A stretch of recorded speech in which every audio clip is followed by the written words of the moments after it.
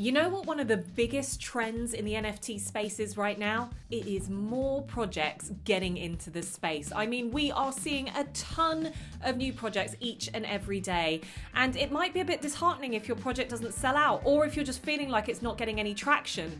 But that may come down to a few simple reasons as to why that is. And these are really simple, but these are common mistakes that I think creators make when they step into the NFT marketplace. Now, I'm going to take you through 3 of these top mistakes that I've identified over the past year. And if you hold on till the end, I'm going to provide you with one big solution that I really do think is going to help you really make your mark within the NFT space. So why don't we just go and dive right in? Okay, so the first thing I'm going to talk you through today is something that I do see a lot when it comes to not just the 10,000 piece collections, but also the one-on-one collectors. And it's about treating your NFT project like a business.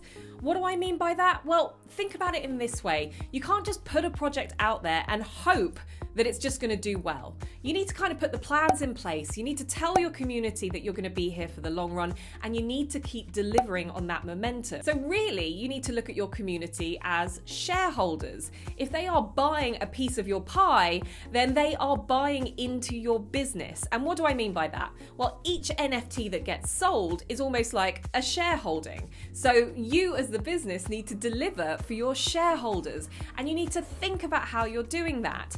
And actually, one of the big things that a lot of people forget is that there are so many rug pulls in the space that actually you as a genuine creator needs to keep delivering, communicating, and also really giving value back to your community every step of the way, because you have to work that much harder when there are so many scammers and rug pullers in the space that it's harder to really get that cut through.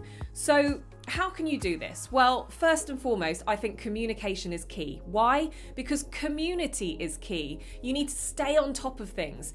And the way that you stay on top of things is actually by investing in your own team, like any good business does. You need to really think about how you're going to spend any money that you've earned initially from your sales to reinvest back into your business, because as your business grows, you're going to have to do more and more, and you as a one-off person cannot possibly handle that. Why? Because the NFT space never stops. It's 24/7. So you might need mods for your Discord. You might need new artists to come on board and help you with developing round 2 or your second collection of your NFTs. Maybe you need to be thinking about who can take on the marketing, the PR. How are you going to grow this business? So what I would say to you is, please don't forget that ultimately what you are doing is treating this project like a business. And if you do it that way and you make yourself accountable, you really invest in your team, and you deliver for your community, then it will thrive. And I don't mean that it will sell out straight away. There is never a guarantee for that. But I do mean that if you really think about how you're going to be working as a business, then things can only get better for the project itself. So the second problem and mistake that I see in the space is a lot of people using Web 2 marketing tactics in the Web 3 space. Now, you might be going, I have no idea what you mean. And let me break this down for you. The ways that people used to market their businesses, their products on Instagram, doesn't quite work in the way of Web 3. And what I mean by that is getting influencers to shill projects. Now, I think if you can partner and you can collaborate with other projects, fantastic, and that can actually work in your favor. But actually paying an influencer, maybe a crypto influencer, an NFT influencer, to do a quick shill of your project is not going to do your community any service. Why? Because community is king, and community is absolutely key, and you need to spend time building that community in the right way. And you might be feeling really impatient. You might be thinking, yeah, but I need results now. I've got bills to pay. I want to change my life, etc., etc. I hear you. But actually, you're doing yourself a disservice. And people want to know that if you're going to release a project, as I've said before, that you're going to be in this for the long run. So getting some 100,000 follower count from Instagram person to go and shill your project without declaring that it's an ad is an absolute no-no, because as quickly as you hand over that money, it's as quick for the community to lose faith in you. So think about that. Think about different ways to market your project. Think about ways that will really appeal in an organic, collaborative, and open way with your community. And please don't feel like you can't take your time. Some of the best projects I've seen in the space have really spent weeks, if not months, building up their community before the drop even happens. And that way they've cultivated a genuine community that is really going to support them, not just in the mint, not just beyond the mint, but much, much, much further down the line. And you know what? They didn't spend any money on shill influencers out there. So please, before you part with any of your hard-earned cash, think about it. So my third and final mistake, which I actually think is the biggest mistake some creators make in this space, is the cash grab. And why is this one of the biggest mistakes out there? It's because it is not just disingenuous, but it is also something that I think really mars the NFT community as a whole. What I mean by cash grab is having no intentions to go into the space and be here for the long run.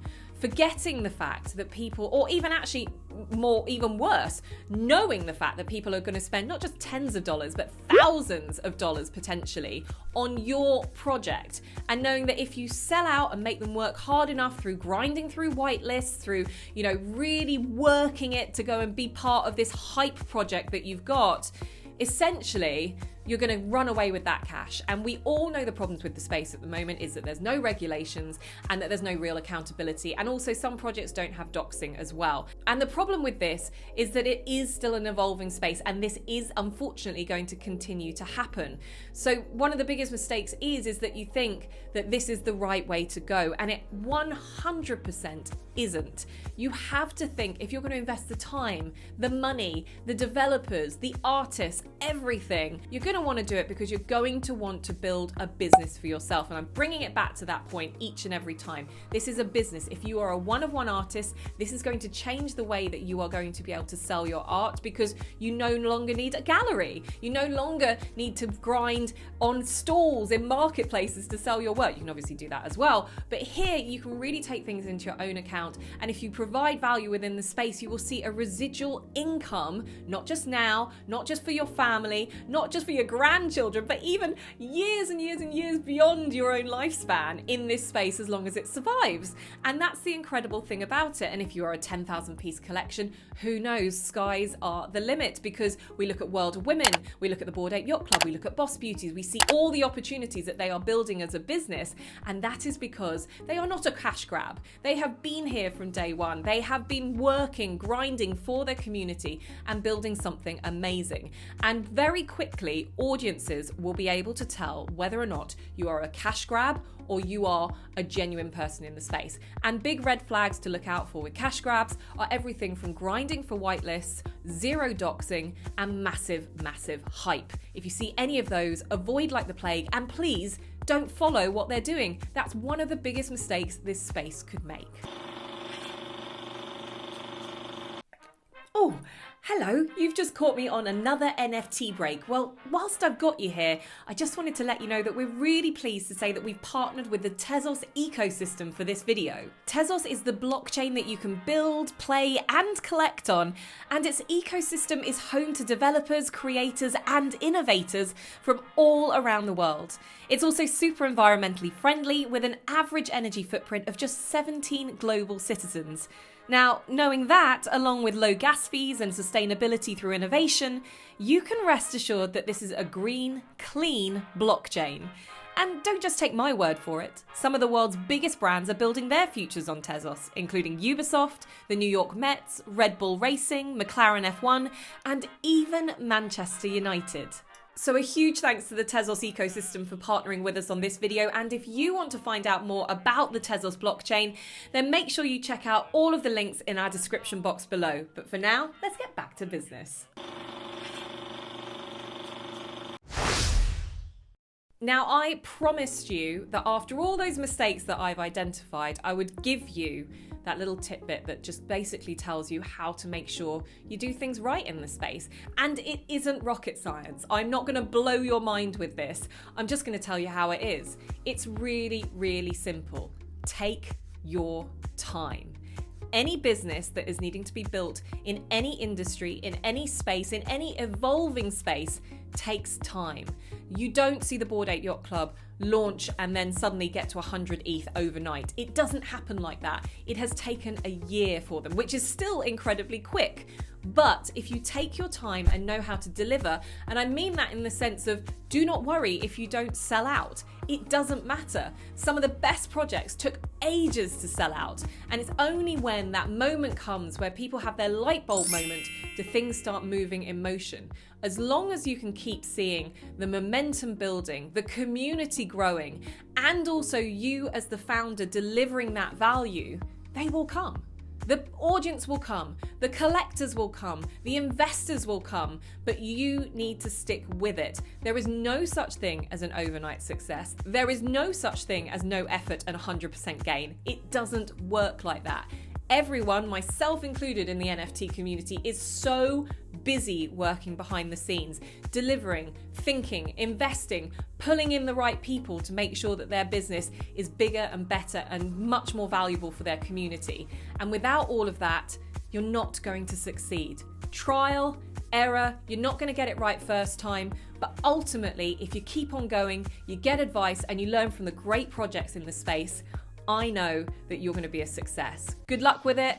I hope you enjoyed this video. Now, if you want to find out just how great creators have really got a good head start in the space, I'd really recommend you watch a video like this.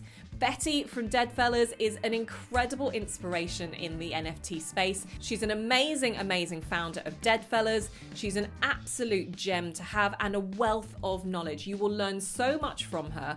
And please, please, please make sure that you listen to her wise words and do the best by your own project in the space. I'll see you next time. Thanks so much for watching.